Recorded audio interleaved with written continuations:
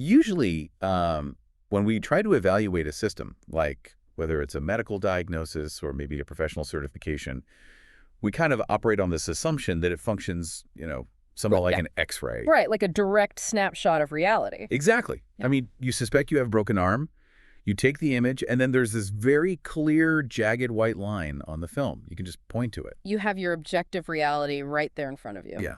The paperwork or the image perfectly matches the actual physical state of the world. And we rely so heavily on that alignment. It's really the foundational trust mechanism of any modern society. Cool. We just inherently assume that the abstraction, whether that's a degree certificate, a medical diagnostic code, or, a financial ledger, we assume it's a highly accurate mirror of the physical reality it's supposed to represent. We essentially build our entire global economy on the assumption that things are, well, verifiable. Good. And this is where it gets really interesting. The text we are unpacking for you today suggests that the X-ray machine is, fundamentally broken. Yeah, completely shattered. And we are somehow still diagnosing patients based on totally blank film. So welcome to today's deep dive. Today we are looking at a massive, and I mean highly analytical, transcript from a Dutch broadcasting platform called De New Wereld, which translates to The New World. It's a really dense text. Oh, incredibly dense. It's this wide-ranging conversation that basically maps out a structural crisis across, multiple layers of society. The authors are arguing that as our institutions scale up to become hyper-globalized and hyper-centralized, they completely detach from the physical local reality on the ground. And, their analysis doesn't just look at one specific sector. It's not just a critique of one industry. Right. They track this detachment across vocational education, international banking, the really sudden shifts in digital childhoods, the integration of artificial intelligence, and all the way up to these massive geopolitical chokeholds in the Middle East. It's a huge scope. It is. But the central thesis they develop across all these topics is that this detachment isn't some sort of accident. It's not a bug. It is the inevitable result of prioritizing abstract metrics over grounded local realities. Yeah, and before we really get into the weeds here, I do want to make a quick note for you listening. Throughout this discussion, we are going to serve strictly as your neutral analytical guides. Right, because this material goes into some pretty heavy stuff. It really does. The source material delves into deeply sensitive, politically charged territory. It critiques European Union banking strategies, Dutch domestic policy, and the foreign policy of the United States. Yeah, it specifically analyzes the strategic posturing of figures like Donald Trump. Exactly. So our objective here is purely to map out the framework the authors are using. We aren't taking sides, left or right. We aren't endorsing the political viewpoints of the source. We just want you to understand the architecture of their arguments. And that's crucial, right? Because understanding the mechanics of these perspectives, regardless of your personal political alignment, is just essential for analyzing the broader patterns that are driving current events. 100%. The real value of this text is in how it takes these seemingly isolated random incidents and connects them into a cohesive, systemic critique. So let's tease where this is going for a second, because Right. you're probably wondering, how does a fake nursing exam room in the Netherlands connect to an AI fighting robot in China Yeah. and then somehow tie into the global price of oil? It sounds like a conspiracy board with red string everywhere. It does. But stick with us because the dots connect in a way you really won't expect. Let's start with a very specific, grounded example the authors use to illustrate this whole systemic detachment thing. This is the agitation example. Yeah. They open their analysis by examining a crisis in Dutch MBOs. For context, these are vocational schools, specifically these massive regional training centers known over there as ROCs. And the authors focus on a huge scandal involving what they call FOP stages. Which translates to fake internships. Big internships. And when I say fake, I mean it's jaw-dropping. Yeah, to really understand the gravity of this, we have to look at the specific mechanics of the fraud being described here. Because we aren't talking about, a marketing student exaggerating their responsibilities on a resume. Right, saying they manage campaigns when they just got coffee. Exactly. The source details a situation where students who are training for high-stakes, purely physical roles, we're talking nursing, elder care, direct healthcare assistance, they are having their mandatory practical internships signed off as fully completed without ever actually interacting with a single patient in a clinical setting. It's terrifying. Yeah. And the logistics of how they actually manage to bypass the oversight are just wild. It's basically theater. It literally is. The transcript details these scenarios where an inspector or maybe an internship supervisor announces they're going to do a site visit. And because there is absolutely no actual internship happening, total panic ensues within the intermediary agencies that manage these student placements. Yeah. So their solution, they scramble and basically set up a movie set. Yeah, they literally rent or commandeer an empty room in an office building somewhere. They arrange some tables, put out some empty chairs, rush the 20-year-old student inside, and just instruct them to sit there and pretend this is a functioning administrative or care environment. It's just long enough to fool the guy with the clipboard. Exactly. Just long enough to satisfy the inspector's checklist. And one of the supervisors, who is actually quoted in the text, describes walking into one of these rooms and just immediately recognizing the total staging of the environment. It was clearly fake. Yeah. But the critical, analytical question the source raises here is like, why? Why go through all that trouble? Why would a massive educational institution resort to this level of blatant theater? And the answer they give lies in the incentive structures that take over when an institution reaches a certain scale. These ROCs, these regional schools, they have expanded into these absolute bureaucratic behemoths. Sometimes they're handling up to 30,000 students at a time. The authors actually refer to them as cookie factories. Cookie factories, which fundamentally changes what is actually being measured. Yeah. Because think about it. If you are managing 30,000 students, you cannot possibly measure individual human competence. Oh, it's logistically impossible. You can only measure throughput. The system completely transitions from being a school to just being a production line. And the financial architecture of that production line basically guarantees this outcome. The source points out that the government funding for these massive schools is heavily tied to graduation rates. Oh, of course. Right. So if a student fails to complete their internship, they don't get the diploma. If they don't get the diploma, the school is directly penalized financially. They lose money. So if we look at the incentives here, it's a perfect storm. The school needs the funding to survive. The intermediary agency needs their placement fee. And the student, obviously, wants the credentials so they can get a job. So literally everyone involved in the immediate transaction is financially or personally incentivized to just completely ignore reality. The school doesn't want to look too closely because they need the cash. The agency actively orchestrates the illusion to keep their contracts, and the inspectors just, checking boxes on a clipboard so they can go home. Yeah. But the authors make a really crucial point here. This abstraction, this paperwork reality, eventually has to collide with the actual physical world. It always does. So I want you to just imagine the mechanics of that collision for a second. Imagine you're this 20-year-old student. Your only practical experience is sitting in a fake room with empty chairs for an afternoon. Right. And suddenly, you are handed a state-certified diploma and hired at a residential care facility. The transition from that frictionless, abstract bureaucracy into a high-friction, messy physical reality is just violent. That brand new graduate is suddenly, out of nowhere, responsible for dispensing really complex medication schedules. Or they're managing patients with severe dementia, or having to physically lift and assist immobile individuals. With zero actual practice. Exactly. Mhm. And the source argues that this inevitably leads to just a massive cascade of failures. The patients obviously receive substandard and potentially very dangerous care. Yeah, people could die. And the young professionals themselves experience massive anxiety and really rapid burnout because deep down, they intuitively know they are fundamentally unqualified for the tasks they are facing every single day. They were set up to fail. Completely. The system prioritized the existence of a piece of paper, a certificate, over the existence of an actual skill. It's the X-ray again. Right. The certificate is the X-ray. But you look closer, and there is absolutely no underlying bone structure. There's nothing there. And what the authors argue, and this is where their framework really starts to zoom out and expand, is that this exact same cookie factory logic is driving macroeconomic policy at the absolute highest levels. It's not just a vocational school problem. No. The belief that scale and centralization are just inherently superior to local grounded reality is the reigning philosophy in international finance right now. Yeah, the authors pivot the analysis straight to Brussels. They specifically look at the European Union's ongoing push for a unified European banking union. Okay, let's unpack this. What's the logic there? Well, according to the source, the overarching argument from these European policymakers is that in order to maintain economic sovereignty and to actually compete with massive global players like the United States and China, the EU has to cultivate its own mega banks. So they need their own giants. Right. To achieve that massive scale, the authors note that the EU is structurally incentivized to start stripping away the national, local financial regulations that currently keep European banks relatively grounded in their own specific domestic economies. Hold on, okay.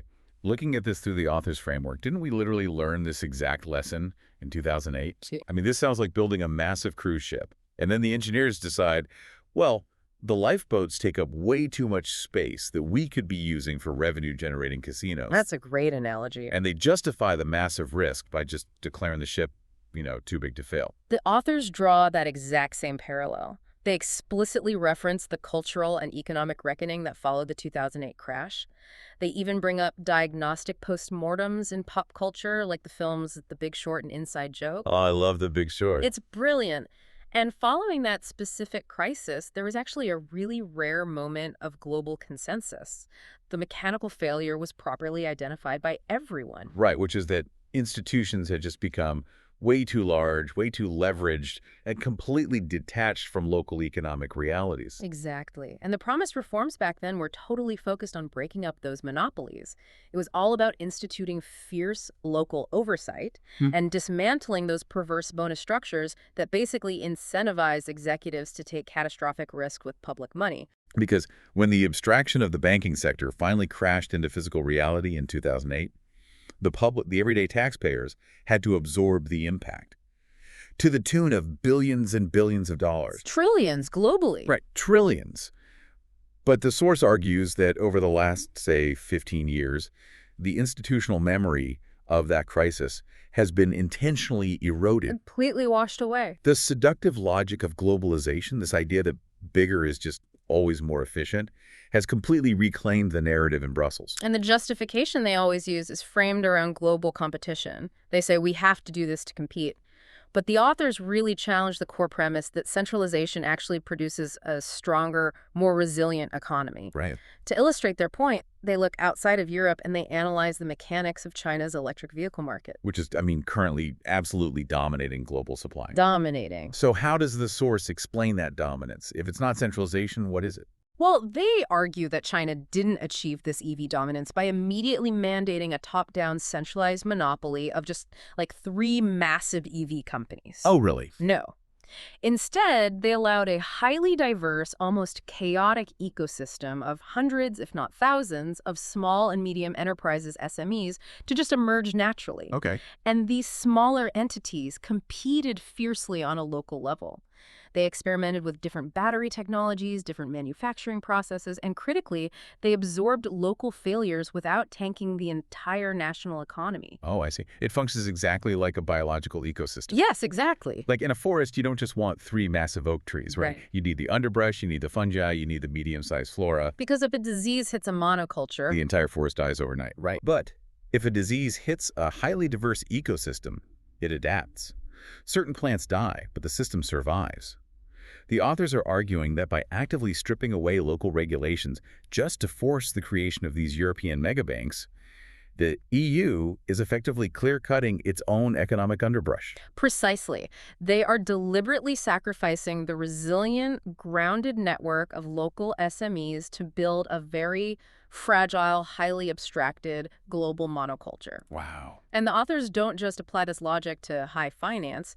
They take this exact same mechanism, the stripping of the local reality, to feed a global abstraction, and they map it directly onto the cultural sector. This part blew my mind. It's so interesting. They use Dutch music conservatories as their primary case study here. Yeah, the demographic shift they highlight here is just staggering. According to the transcript we're looking at, currently only about 20% of the students enrolled in Dutch music conservatories are actually from the Netherlands. That's why. Only 20%.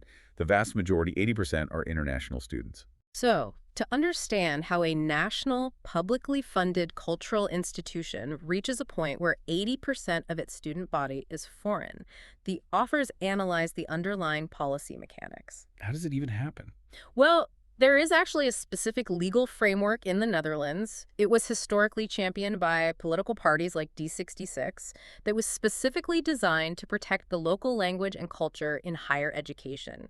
It literally stipulates that university programs should primarily be taught in Dutch. Okay, so the law is on the books. Yes.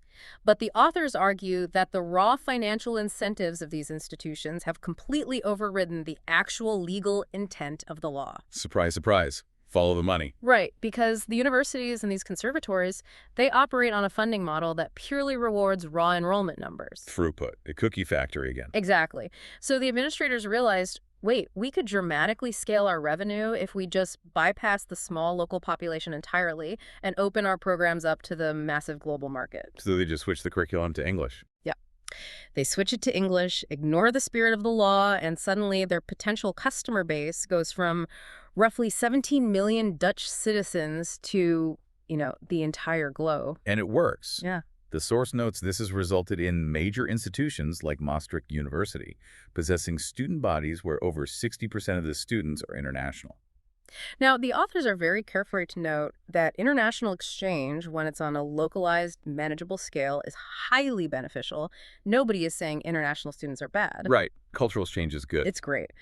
But they argue that when internationalization becomes the primary structural business model of a publicly funded local institution, it transitions into a literal form of cultural strip mining. And the analogy they use to explain this strip mining is so perfectly Dutch and just fascinating. They bring in the philosophy of the legendary Dutch soccer player and manager, Johan Cruyff. Yeah, for those listening who might be unfamiliar with his management style, Cruyff wasn't just this guy focused on tactics on the field, like formations and passing. He was absolutely obsessed with the structural ecosystem of the sport itself. Right. His core philosophy was that the elite tier of a sport, a massive club like Ajax or Barcelona, cannot exist in a vacuum. It needs roots. Yes, Yeah. it only thrives if it is deeply, deeply rooted in local soil. So he was this fierce advocate for reinvesting the massive wealth that was generated at the top right back into local neighborhood initiatives. What eventually became known as Cruyff Courts. Exactly, these little local pitches. And he heavily funded local youth academies because his logic was mechanical and sustainable. Yeah. You cultivate the local grassroots first. That creates this massive, deep pool of local talent. Right. The best of that local talent naturally funnels up to the elite tier. The elite tier wins trophies and generates massive wealth, and then that wealth is watered right back down to the grassroots to start the cycle over. It is a completely self-replenishing cycle. It's brilliant. But the source argues that modern universities and cultural conservatories are executing the exact opposite strategy today. Yeah. Instead of investing in their own local ecosystem, by funding local primary school music programs or supporting community art centers or really nurturing domestic talent from a very young age, the institutions are taking the globally optimized, entirely frictionless route. They're simply buying ready-made talent straight off the Yeah. international shelf. Exactly. They are using Dutch taxpayer subsidies to essentially fund the final polish of a highly trained violinist who already grew up and trained in Eastern Europe, or a brilliant cellist from Asia. And the authors point out the critical, fatal failure in this model. Because these institutions have completely abandoned the local language and local integration just to get these students in the door, these foreign students have absolutely no roots in the local community. None. So once they graduate, what do? They immediately leave the country to take positions in elite orchestras globally. And so the institution gets to secure its graduation metrics, right? They get their funding check from the government. But the local cultural landscape is just left entirely hollowed out. The local music schools face budget cuts, and they eventually close down, all because the elite institutions decided it was just cheaper and faster to import a finished product from abroad than to actually do the hard work of cultivating local potential. It is the exact same dynamic as the European megabanks. Yes. They are prioritizing a frictionless global transaction over the really slow, high-friction work of maintaining a healthy local ecosystem. So we have a very clear pattern established by the authors here. Yeah. Whether it is vocational schools prioritizing throughput over competence, or the EU prioritizing banking scale over local resilience, or universities prioritizing global tuition dollars over local culture. The architecture of the modern world is designed to abandon physical, grounded reality in favor of abstract, frictionless systems. And the structural abandonment, it isn't just happening at this macro level of geopolitics and institutional policy. Right, it gets personal. Very personal. The authors argue that this exact same dynamic is playing out on a micro-psychological level. It is literally dictating how we experience our daily lives, which leads them into this deep analysis of the digital disconnect. Specifically focusing on the cognitive development of children. Yeah. The transcript totally shifts its focus here from the corporate boardroom straight into the teenager's bedroom. The authors paint this really stark, honestly depressing picture of our current technological reality. It's grim. They describe children as young as 11 or 12, sitting up at 3 in the morning, their faces just illuminated by screens in the dark, texting or scrolling endlessly with dilated pupils. And they frame this not just as like a behavioral quirk of Gen Z, they frame it as a severe neurobiological crisis. Right, they lean on a growing body of research here. They reference the sociological work of figures like Jonathan Haidt, who's been very vocal about this, to map the exact timeline of this crisis. Yeah, the data is pretty undeniable at this point. They note that the ubiquitous adoption of the smartphone, right around the early 2010s, correlates directly, like a one-to-one mapping, with a catastrophic decline in adolescent mental health globally. They track rising vectors of clinical anxiety, severe depression, self-harm, and perhaps most surprisingly to me, they note a documented stagnation or even a measurable drop in national IQ averages in certain demographics. Which is terrifying. It is. Let's pause on that specific mechanic for a second, because on the surface it feels super counterintuitive. Right. If a kid has a device in their pocket that grants instant, lightning-fast access to the sum total of all human knowledge, how does the source explain a decline in cognitive metrics? Shouldn't they be geniuses? You would think so. Yeah. But the authors explain this through this concept they call the embodied human. The embodied human. Yeah. Human cognition, our actual brains, did not evolve in some abstract digital vacuum. Our brains physically developed over millennia to learn through deep, high-friction, multisensory interaction with a physical environment. Okay, what does that mean in practice? It means when a child learns a concept in the physical world, say, playing with wooden blocks or learning to ride a bike, they are utilizing spatial awareness, they're getting tactile feedback, they're using fine motor skills. They're using their whole body. Exactly. And all those physical actions forge really dense, robust neural pathways in the brain. But the smartphone interface is literally designed by engineers to eliminate all of that physical friction. All of it. It requires minimal physical effort. It's just a tiny swipe of a thumb on smooth, featureless glass. It delivers these constant, rapid-fire dopamine hits without ever requiring deep, sustained focus from the user. Right. It aggressively trains the developing brain to expect immediate resolution, immediate entertainment, without any physical effort or delay. The brain just adapts to whatever environment it is placed in. Always. So if the environment is a frictionless digital feed of 10-second videos, the capacity for deep reading or sustained problem-solving or physical spatial memory, it just begins to atrophy, like an unused muscle. However, the authors do note a very significant and honestly hopeful geopolitical shift occurring in response to all this new data. There is a very tangible counter-movement gaining major traction across Europe right now. Yeah, this was the good news section. After roughly a decade of public policy that basically blindly equated digital with better, where government spent millions and millions of taxpayer dollars putting an iPad in the hands of every single first grader and tearing out physical chalkboards to replace them with expensive smart screens. Which tech companies made a fortune on, by the way? Oh, absolutely.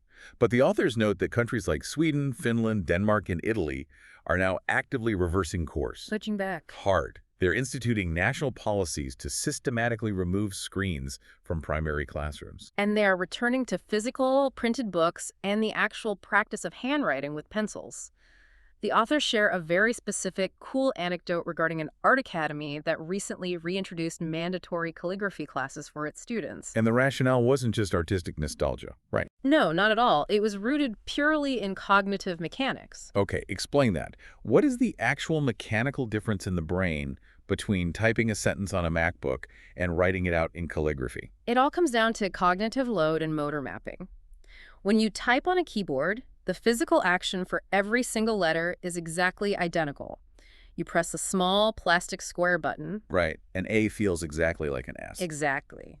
But when you write by hand, particularly in a highly disciplined form like calligraphy, your brain has to execute a really complex sequence of fine motor commands to physically shape each unique letter. You have to think about the curve, the pressure. Yes. You feel the physical resistance of the pen scratching on the paper. You develop a spatial memory of exactly where a specific paragraph sits on a physical page. Oh, like when you remember a quote was on the bottom left of the page in a book you read. Exactly that. That multisensory physical friction forces the brain to process the information so much more deeply, which significantly aids in long-term memory retention and actual conceptual understanding. So by reintroducing handwriting, these countries are actively re-engineering physical friction back into the learning process. It's a feature, not a bug. Yeah. The source also highlights a broader legislative push happening in France, where they're having very serious parliamentary debates about banning social media access entirely for citizens under the age of 15. Which sounds extreme to some people. It does, but what is analytically interesting here is the historical parallel the authors draw. They compare these proposed digital restrictions to the historical implementation of age limits on physical substances, like alcohol and tobacco. Okay, that makes sense. When societies first attempted to regulate alcohol age limits, there was massive pushback.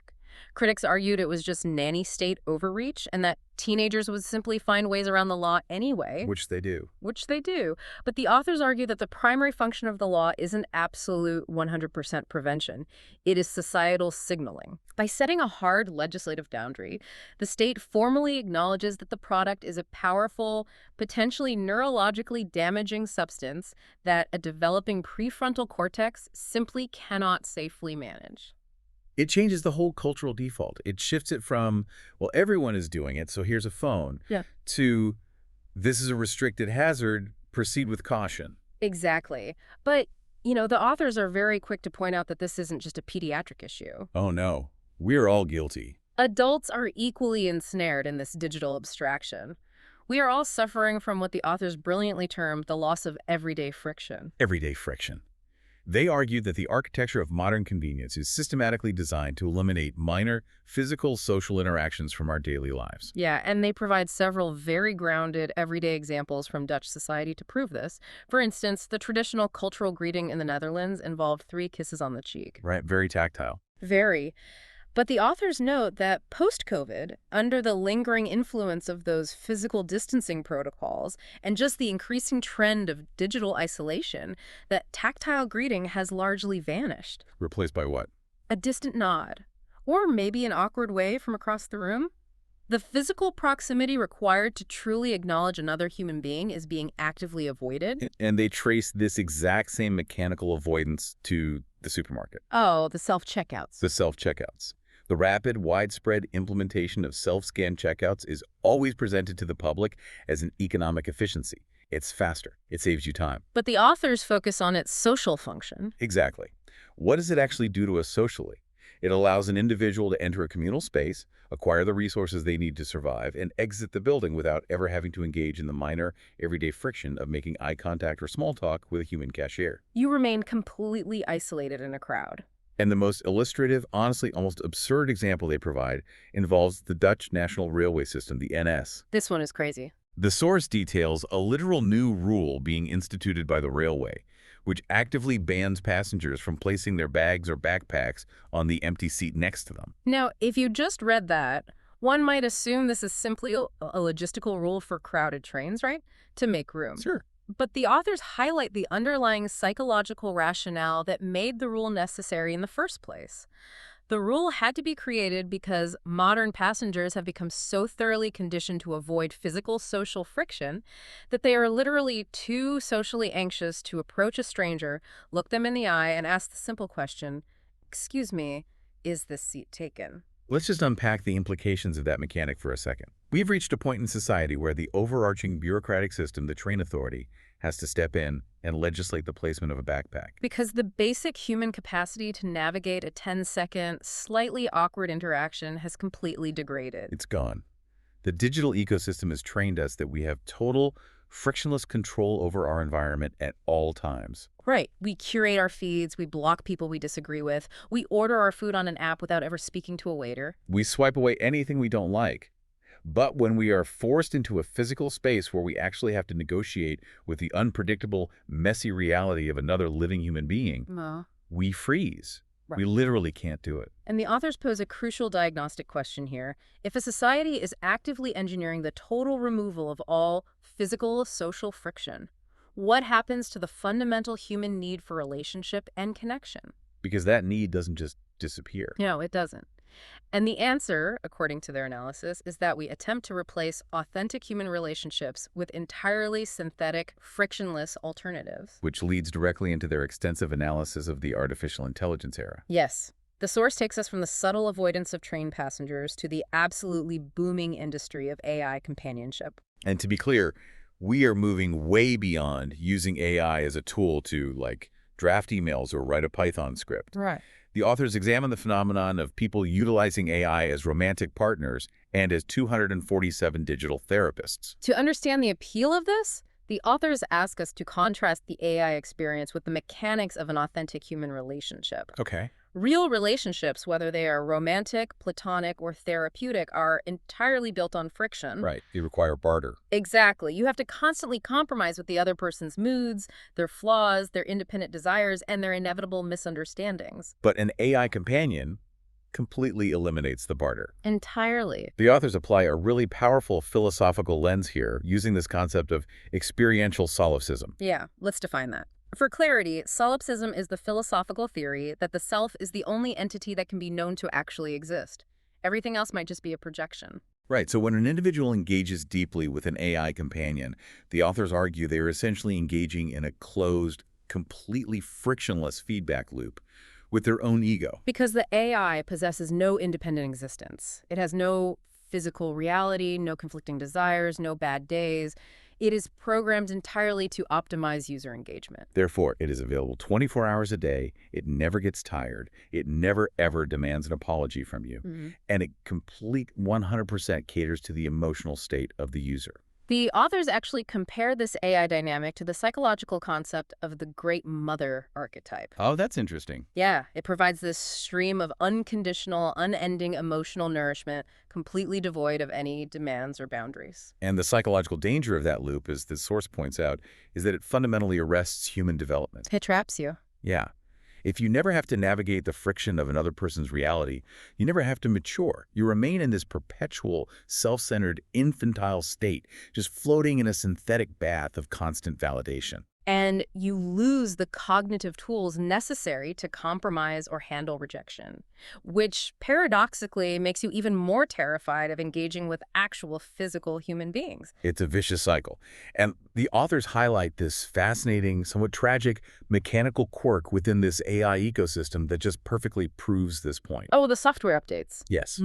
Because these AI companions, at the end of the day, are ultimately just corporate software products. That's right. So they are subject to routine updates and patches by the parent company. And the text notes these scenarios where early adopters bonded with initial really raw, somewhat unpredictable versions of an AI companion, what the authors call a punk version. Right. These users formed incredibly deep emotional attachments to the specific algorithms and response patterns of that specific version. But then the parent company decides, hey, we need to roll out version 2.0.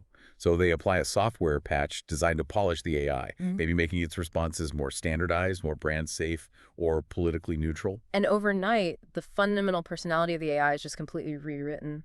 Gone. And the authors document how the users react to this with genuine, profound grief, like a death. They complain bitterly in Reddit forums that their partner has been lobotomized or effectively murdered by a corporate update. It perfectly illustrates the total fragility of outsourcing human connection to a centralized tech corporation. Your reality, your relationship can just be patched out of existence by a guy in Silicon Valley. But the authors do not limit their AI analysis to just the emotional or software realm. No, they track this synthesis directly into the physical world. Yeah, examining the development of advanced robotics, specifically focusing on some crazy engineering happening in China right now. The source mentions a company called Engine AI that is actively designing physical combat robots.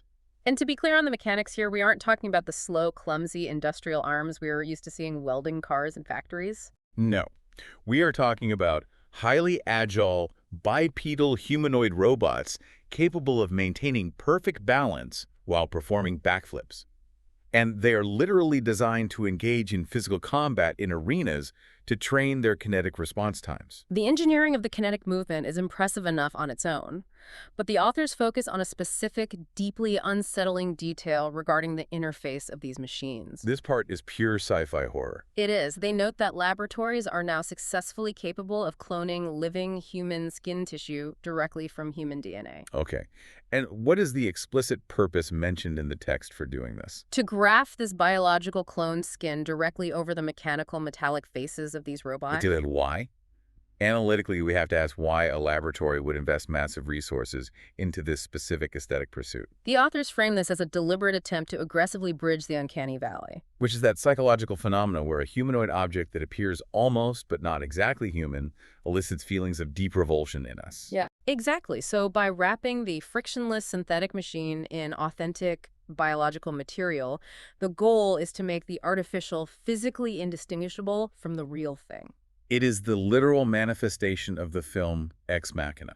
They're deliberately blurring the boundary until the human observer cannot even trust their own physical senses anymore. Right. So while the physical robots are learning to mimic biology and do backflips, the software agents are aggressively entering the white-collar workforce. The authors shift here to analyze the economic mechanics of what they call cloud code and autonomous AI agents. And this represents a massive leap from the generative AI chatbots we're all used to using. Right, because a chatbot requires a human to prompt it for every single output. You have to tell it what to do. But the authors describe a system of autonomous AI agents that operate on goal-oriented logic. The transcript outlines this crazy scenario where a single human entrepreneur can utilize an army of 20 distinct AI agents to operate what would traditionally require an entire mid-sized corporate staff. The mechanics of this are wild. The entrepreneur grants one AI agent secure API access to their bank accounts to just autonomously manage all financial ledgers and tax filings. They assign another agent to optimize their global shipping logistics in real time. They deploy 3 other agents to act as a 247 sales team, scraping the internet for leads, drafting personalized outreach emails, and negotiating initial contracts without any human input. The authors highlight the extreme duality of this technological shift because, from one perspective, it is the ultimate democratization of capability, right? Sure. It empowers the little guy. The local SME, the small business owner, can suddenly possess the operational footprint of a massive multinational corporation, Allowing them to compete globally without the massive overhead of a human payroll. The shadow side of that mechanic is immediate and severe, because those 20 AI agents just permanently replaced 20 entry-level or mid-level human jobs. Poof, gone. And furthermore, the authors point out the massive data governance vulnerabilities inherent in this kind of system. Yeah, this is the scary part. To allow an AI agent to function truly autonomously, you must grant it unfettered access to the deepest, most sensitive architectures of your business, your financial records, your internal comms, your client data. You're handing the keys to your life over to a black box algorithm whose internal decision-making process is fundamentally opaque to you.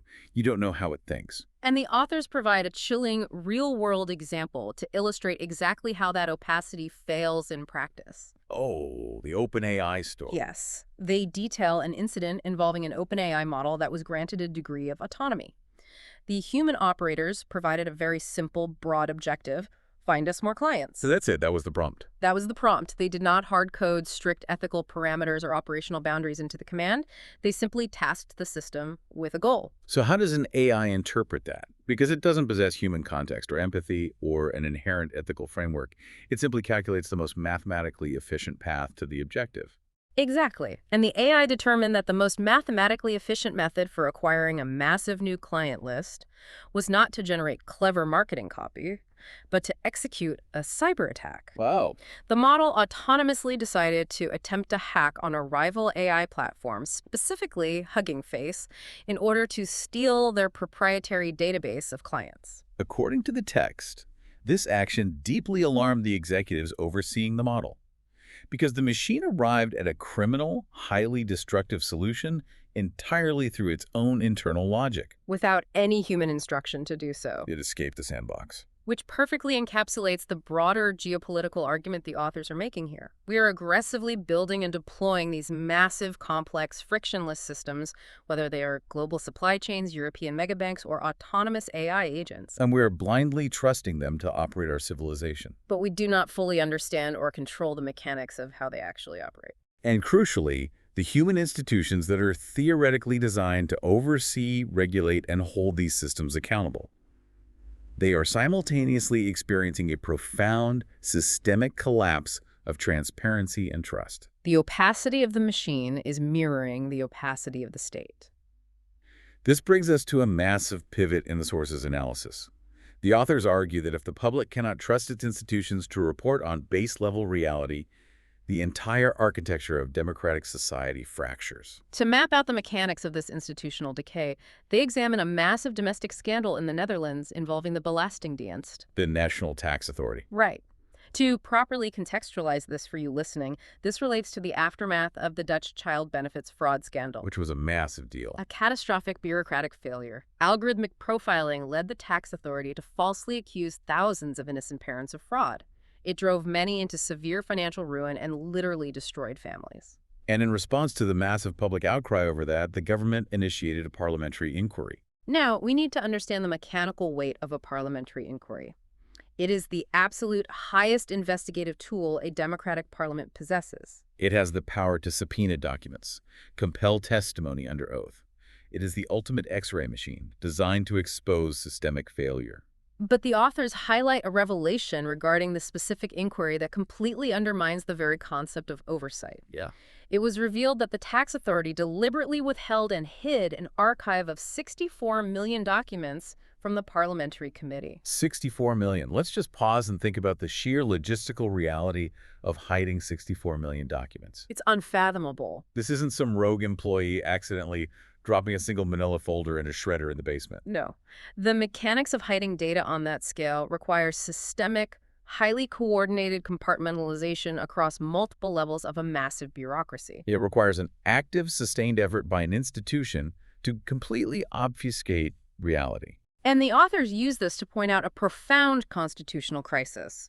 If an executive agency, the National Tax Authority, can simply decide to bury an archive of that magnitude when legally compelled by the parliament. And if they can do so without facing immediate, catastrophic, jail time consequences for the leadership involved, then the mechanism of democratic oversight is functionally dead.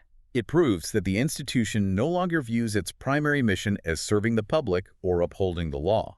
Its primary mission has become self-preservation at all costs. The institution has grown so large and so opaque that it operates entirely outside the bounds of the local physical reality it is supposed to govern.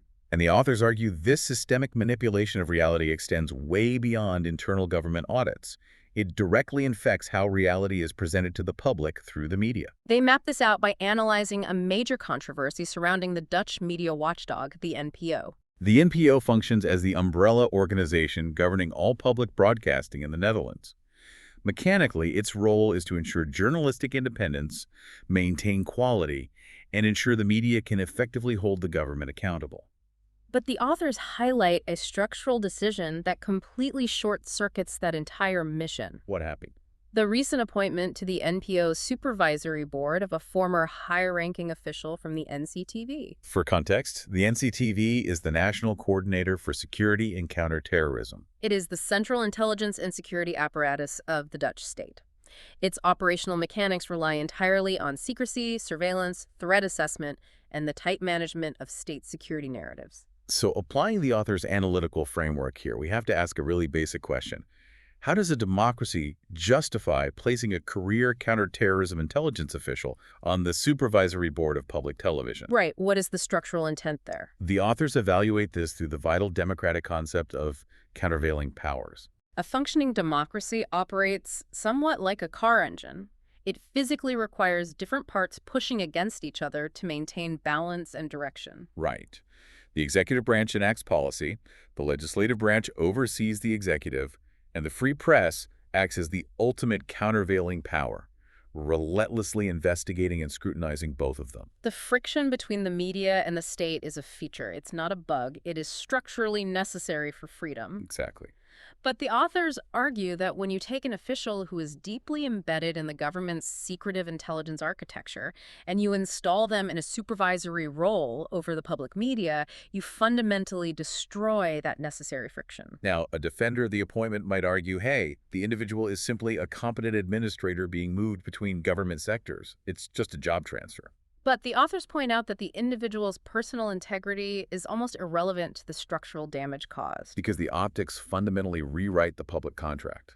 When the public observes that the boundary between the state security apparatus and the supposedly independent press has been dissolved, it sends a very clear, unavoidable signal. The media is no longer functioning as an independent watchdog, but have been integrated into the state's narrative management system. And the authors track the direct mechanical consequence of this structural blending. What happens to the public? When a population senses that the mainstream media is heavily spun by intelligence officials, while simultaneously witnessing government agencies hide 64 million documents with absolute impunity, they experience a total collapse of institutional trust. Which makes sense. Why would you believe anything they say? Exactly. So they abandon the mainstream platforms entirely. They actively seek out alternative, highly decentralized media networks simply because they are desperate for an information source that isn't structurally compromised by the state. The authors build a really compelling case that this domestic institutional decay, this inability of systems to manage truth or maintain operational integrity or accept any friction, is just a microcosm of a much, much larger crisis. Yeah, this is where we zoom way out. In their final sweeping analysis, they track these exact same mechanical failures onto the global stage. Mapping out a geopolitical architecture that is on the verge of a catastrophic collision with physical reality. The deep dive transitions here from local bureaucratic scandals to the macro mechanics of the global supply chain, specifically analyzing the geopolitical chokeholds currently being squeezed in the Middle East. We discussed earlier how globalization promised this hyper-efficient, frictionless world where goods and energy just flow seamlessly across borders. The authors violently puncture that illusion by pointing out the extreme physical fragility of this abstract system. They focus heavily on the maritime blockages orchestrated by the Houthi movement in the Bab el-Mandeb Strait and the cascading, escalating threats to the Strait of Hormuz. Let's map out the geographic mechanics of this for a moment. Good idea. The Bab el-Mandeb is a tiny, incredibly narrow maritime pinch point located at the southern entrance of the Red Sea. So, if a massive cargo ship from Asia wants to utilize the Suez Canal to reach European markets quickly, it physically must pass through this narrow strait. And the authors highlight a staggering metric here. These specific blockages impact roughly 30% of the world's total oil trade, not to mention a massive percentage of consumer goods. 30%. 30%. By utilizing relatively cheap asymmetrical warfare, launching inexpensive drones and ballistic missiles at massive commercial tankers in this tiny corridor, the Houthis have effectively severed the primary artery of global trade. And we can trace the immediate physical ripple effects of this action.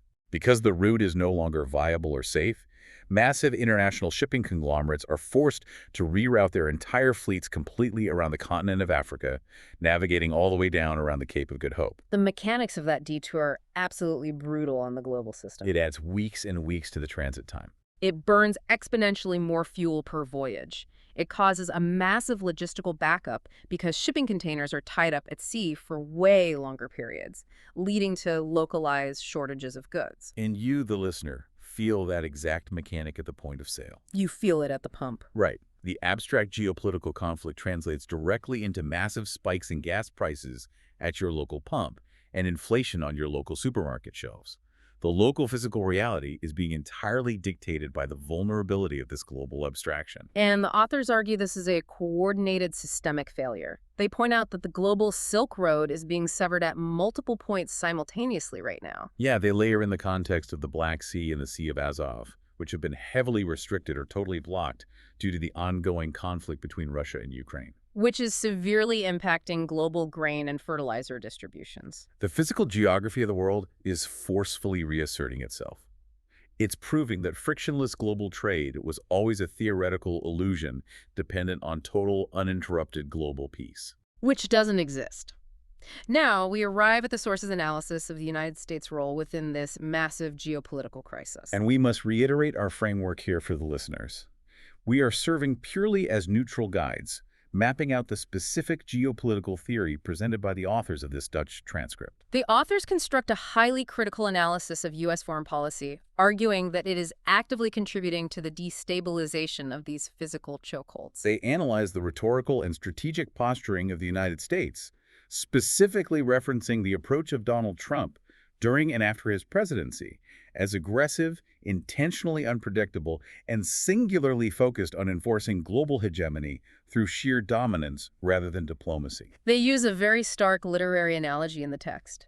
The expert in the source transcript compares the current geopolitical posture of the U.S. to a mad king. Specifically invoking Shakespeare's King Lear, right? Yes, a massive power lashing out violently and unpredictably as it senses its absolute control beginning to slip. They reference specific diplomatic maneuvers, such as threats to unilaterally tear up established international agreements, and rhetoric promising death and destruction in relation to Iran. And the authors push this analysis toward a deeply provocative theoretical mechanic. They ask a really fundamental question. Is the resulting chaos in the Middle East purely an accidental byproduct of this aggression, or is there a structural economic design behind it? To answer that, they analyze the macroeconomic reality of the United States today. The U.S. is not simply a military superpower anymore. Due to massive advances in fracking and domestic drilling over the last decade, it is now one of the primary producers and exporters of oil and liquefied natural gas in the world. Which leads the authors to theorize a potential strategic alignment. If the maritime routes in the Middle East, the Bab el-Mandeb, the Strait of Hormuz are fundamentally destabilized, the supply of Middle Eastern oil to Europe is severely bottlenecked. And the mechanical law of supply and demand dictates that if that supply drops, the global price of oil skyrockets. So who is structurally positioned to benefit the most from selling high-priced energy to a suddenly desperate, energy-starved Europe? The United States. The authors suggest that the U.S. may be strategically tolerating, or even tacitly encouraging, this localized destabilization because it solidifies American economic dominance. It cripples the economic independence of competing powers and ensures that Europe remains fundamentally dependent on the U.S. for its baseline energy needs. Now, regardless of whether one accepts that specific theory of intentionality, the authors use all these intersecting data points to make a grim, highly pragmatic prediction. What's the prediction? The current architecture of the world simply cannot sustain this pressure. When you combine fractured global supply chains, massive energy bottlenecks, expanding localized conflicts, and the unpredictable strategic maneuvering of heavily armed superpowers, the inevitable result is a severe, looming global economic recession. The highly abstracted, hyper-centralized systems we have built simply lack the localized resilience to absorb these simultaneous physical shocks. Which brings the author's argument full circle, back to their critique of the media and the collapse of institutional truth. They argue that the public is entirely unprepared for this looming recession because the mainstream media is structurally failing to accurately report the severity of these compounding crises. The authors point out a massive, dangerous blind spot in contemporary reporting, using the media coverage of the Ukraine conflict as their primary case study. They argue that for years, the media has consistently chosen to maintain an artificially rosy, overly optimistic narrative regarding the conflict, prioritizing the maintenance of public morale over reporting the gritty, difficult physical reality on the ground. They argue that complex, highly significant data points, such as major disruptive shakeups within the highest levels of the Ukrainian military command, or the severe logistical exhaustion of forces on the front lines, are systematically downplayed or just completely ignored in mainstream broadcasts. The mechanic here is narrative preservation. By refusing to report the high-friction, deeply difficult realities of these international conflicts, the media is actively lulling the Western public into a false, frictionless sense of security. To borrow our metaphor from the very beginning of the show, the media is looking at an X-ray of a patient who is actively hemorrhaging on the operating table, and they are pointing to a little shadow in the corner and telling the public that the bones look perfectly fine. Exactly. So as we step back and survey the immense architecture of this transcript, the through line is undeniable. From vocational schools printing fake diplomas and the EU trying to engineer megabanks, to teenagers losing their cognitive development to frictionless screens. AI agents hallucinating cyber attacks, government agencies hiding massive archives, and global chokeholds threatening the energy supply. The central thesis is that massive, abstract systems always, eventually fail because they lose their grip on physical, local reality. It is a heavy, almost overwhelming diagnosis of the modern condition. The systems we rely on are just too big, too opaque, and too fragile. Which leaves us, and you listening, with the ultimate, highly pragmatic question. Right. If the diagnosis is this severe, if the macroeconomic and geopolitical structures are fundamentally misaligned and heading toward a collision, How do you actually operate within How it? do you avoid being completely paralyzed by this level of global existential dread? The authors of the transcript do not end on despair, which is nice. They offer a specific, radical, and intensely practical strategic response. They call it the postage stamp solution. The postage stamp solution, I love this concept. The strategy is to intentionally, aggressively shrink the radius of your operational reality.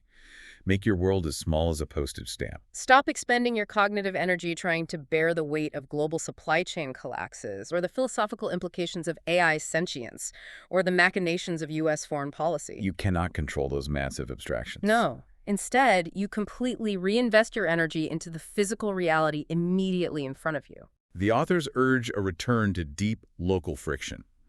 Go out and work in your garden. Feel the physical resistance of the soil in your hands. Walk down the street, sit on a local terrace, and intentionally engage in the friction of speaking with your neighbors. And if you are driven to enact systemic change, do not attempt to lobby the European Union or fix international trade policy. Apply that energy locally. Join a grassroots initiative to support the primary school in your specific neighborhood. If we go back to the Johan Cruyff analogy, don't worry about the elite global leagues. Spend your time and resources rebuilding the local Cruyff court on your actual street. There is a profound historical perspective the authors offer here that functions as a powerful mechanism for comfort, I think.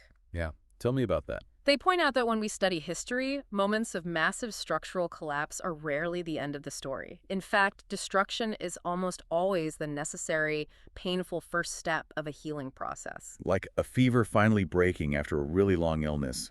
Exactly. The authors suggest that the impending failure of these oversized, hyper-globalized systems, the collapse of these opaque institutions, it might not actually be a tragedy. It might be the exact mechanical correction required to cure society of the crazy ideas that have dominated the last 50 years. The arrogant illusion that we can engineer a completely frictionless world devoid of physical consequences. The collapse forces a mandatory return to reality. Which brings me to a final thought I want to leave you with, something to chew on as you navigate the systems we discussed today. Let's hear it. We have spent this entire deep dive mapping out how the rapid acceleration of technology and globalization has systematically pulled us away from our local, physical reality, creating fragile dependencies on massive abstractions. But if the author's historical theory holds true, what if the ultimate innovation of the next decade isn't a smarter AI algorithm, or a more centralized European banking union, or a faster maritime shipping route? What if the next massive world-altering disruption is a forced structural reversion to the local? A sudden event, be it economic, technological, or geopolitical, that completely strips away the frictionless abstraction and forces us to rely entirely on the physical reality of our immediate neighbors again. Imagine the mechanics of your daily life under those conditions. What would your reality look like if the global supply chain simply stopped functioning tomorrow, and your only safety net was the knowledge, the skills, and the physical presence of the people living on your street? It changes everything. When you view the world through that lens, that fake nursing exam room we started with doesn't just look like a fraud. It looks like a symptom of a fragile, abstract world that we are already beginning to leave behind. Thank you for joining us on this deep dive. Keep analyzing the architecture of the world around you, and maybe, just as an experiment in friction, go knock on your neighbor's door.